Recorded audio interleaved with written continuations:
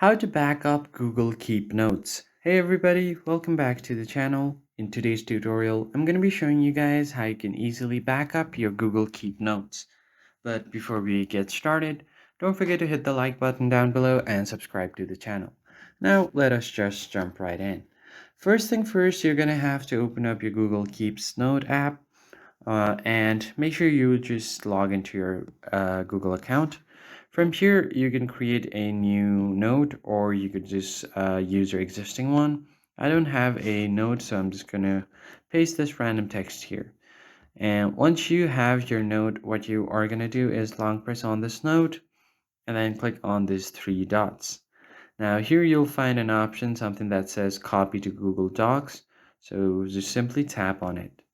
And once this is saying that it's copying to Google Docs, you have an option to open it up on Google Docs. So just tap on it and it will open this document to Google Docs.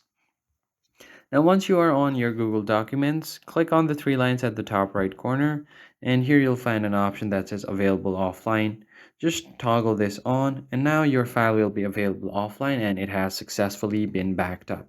And that's how you easily back up your Google Keep Notes. I hope you found this tutorial helpful. I'll see you guys on the next one.